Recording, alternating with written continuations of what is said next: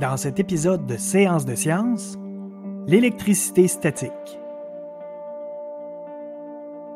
Les connaissances sur l'électricité commencent en 600 avant Jésus-Christ, avec un gars nommé Thalès de Milet.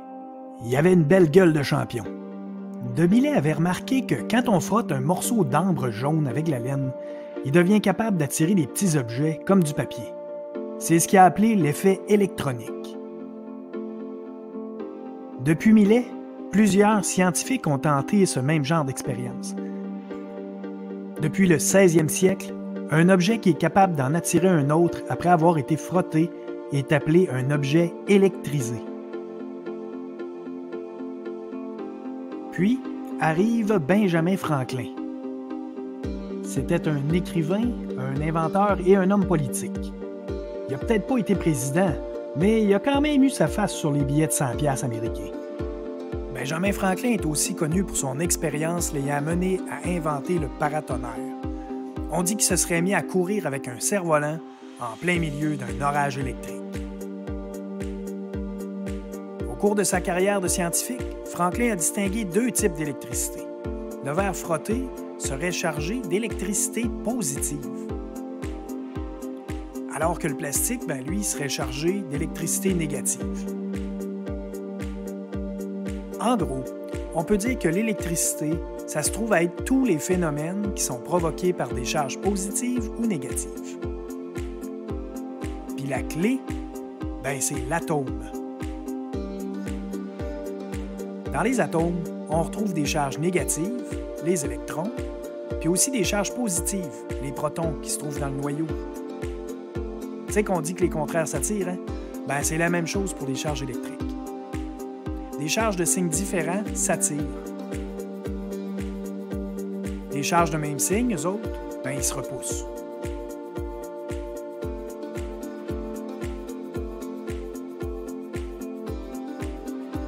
La force de répulsion ou d'attraction des charges se nomme la force électrique.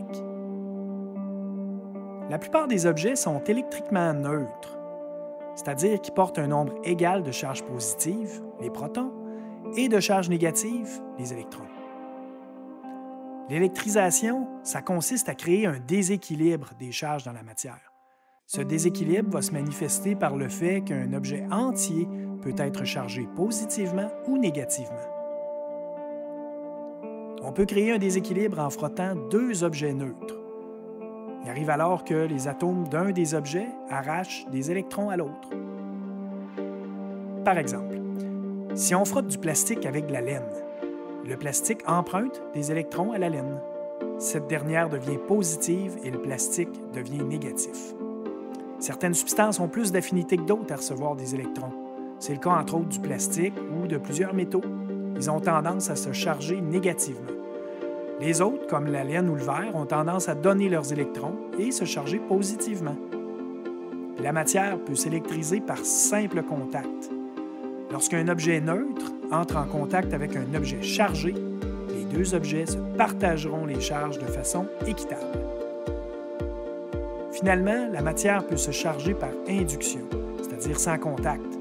D'abord dans un système isolé, en approchant un objet chargé d'un objet neutre sans contact. Les charges de ce dernier se dispersent de façon inégale, en polarisant l'objet. Lorsqu'on retire la charge induite, l'objet redevient neutre. Dans un système non isolé, il se passe à peu près la même chose. Sauf que, dans l'exemple illustré, si on retire le conducteur alors que l'objet est chargé, l'objet perd ses électrons au profit du conducteur. Voilà, vous en connaissez déjà un peu plus sur l'électricité statique. À bientôt!